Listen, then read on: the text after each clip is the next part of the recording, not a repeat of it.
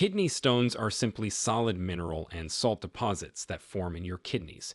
These crystals or stones can vary in size from as small as a grain of sand to as large as a golf ball. The process of stone formation typically starts when the urine contains high concentrations of crystal-forming substances, such as calcium, oxalate, and uric acid. As these substances become more concentrated, they can begin to crystallize. At the same time, your urine may lack substances that prevent crystals from sticking together, creating an ideal environment for kidney stones to form.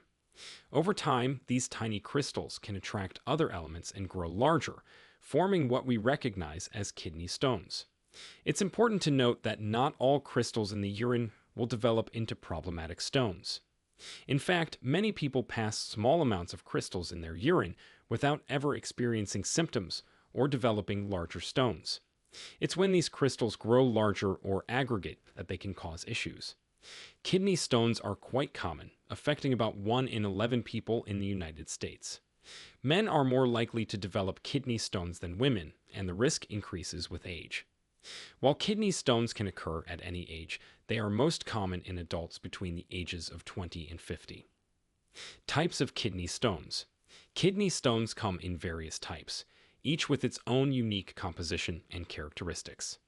Number 1. Calcium stones. Calcium stones are the most common type of kidney stones, and they account for about 80% of all kidney stones. They primarily come in two forms: calcium oxalate and calcium phosphate. Calcium oxalate stones are more prevalent. Oxalate is a substance found in many foods, including spinach, nuts, and chocolate, and is also produced by the liver. When there is an excess of oxalate in the urine, it can combine with calcium to form stones. Number 2. Struvite stones. Struvite stone, also known as an infection stone, are less common, making up about 10% of kidney stones. These stones form in response to an infection, usually a urinary tract infection. Bacteria that cause these infections produce substances that increase the urine's pH, making it more alkaline. This environment facilitates the formation of struvite stones, which can grow quickly and become quite large. Number 3. Uric acid stones. Uric acid stones account for about 5 to 10% of kidney stones. These form when there's too much uric acid in the urine, which is a condition that can be related to gout or a diet high in purines. Number 4. Cystine stones. Cystine stones are the least common type and result from a hereditary condition known as cystinuria. This genetic disorder causes the kidneys to excrete too much of an amino acid called cystine into the urine. When cystine levels in the urine are high, it can form crystals that eventually develop into stones. Causes of kidney stones. One of the leading causes of kidney stones is dehydration, often due to not drinking enough water. When you are not well hydrated, your urine becomes more concentrated, making it easier for minerals and other substances to crystallize and stick together. Diets high in protein, sodium, and sugar may increase the risk of some types of kidney stones. For example, high sodium intake increases the amount of calcium your kidneys must filter, significantly raising your risk of kidney stones. Medical conditions like renal tubular acidosis, cystinuria, hyperparathyroidism, and recurrent urinary tract infections can also increase your risk of kidney stones. Certain medications and supplements can lead to kidney stones as well. For example, drugs like topiramate or Topamax, used to treat seizures and migraine headaches, can increase your risk. Before we continue, if you have been enjoying the video so far, hit the like button and don't forget to subscribe and hit the bell icon so you don't miss more videos like this. Symptoms of kidney stones. The symptoms of kidney stones can vary widely depending on the size and location of the stone. Small stones may pass through the urinary tract unnoticed, causing no symptoms at all. However, larger stones, or those that become stuck in the ureter, which is the tube connecting the kidney to the bladder, can cause significant discomfort and a range of symptoms. One of the most characteristic symptoms of kidney stones is severe pain, often described as one of the most intense pains a person can experience. This pain typically starts in the side or back, just below the ribs. As the stone moves through the urinary tract, the pain may radiate to the lower abdomen and groin. The pain often comes in waves and can fluctuate in intensity as the stone moves.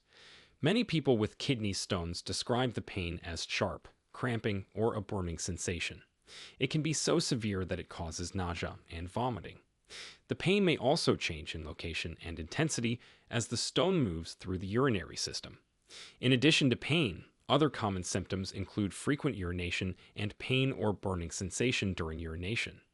Some people may notice blood in their urine, which can range from pink or red to brown. This occurs as the stone irritates the lining of the urinary tract. Other symptoms can include cloudy or smelly urine, particularly if there's an associated urinary tract infection. Some people may experience fever and chills, especially if the stone is causing a blockage that leads to infection. Diagnosis of kidney stones. To diagnose kidney stones, your doctor will ask about your symptoms and may perform tests to confirm the diagnosis and identify the type of stones you have. Urinalysis is often one of the first tests performed. This can reveal the presence of blood in the urine, also called hematuria, and can also detect signs of infection. It may also show crystals in the urine, which can give clues about the type of stone present. Imaging studies are crucial in diagnosing kidney stones. A CT scan is considered the gold standard for detecting kidney stones. It can show the size, location, and number of stones present. CT scans are particularly useful because they can detect all types of kidney stones, regardless of their composition. X-rays can also be used, although they're less sensitive than CT scans and may miss some types of stones. Ultrasound is another option, particularly useful for people who need to avoid radiation exposure, such as pregnant women. While ultrasound may not detect smaller stones as reliably as CT scans, it can show signs of obstruction or swelling in the kidney. In some cases, particularly when planning treatment, additional tests may be performed. These can include blood tests to check kidney function and levels of substances that might contribute to stone formation, such as calcium and uric acid. If a stone is passed and collected, it can be analyzed to determine its composition, which can help guide prevention strategies. Treatment for kidney stones. Treatment for kidney stones depends on several factors, including the type, size, and location of the stone. For small stones, the most common approach is to allow them to pass naturally. This usually involves drinking plenty of water, up to 2 or 3 liters per day, to help flush out the stone. Pain medication may be prescribed to manage discomfort during this process.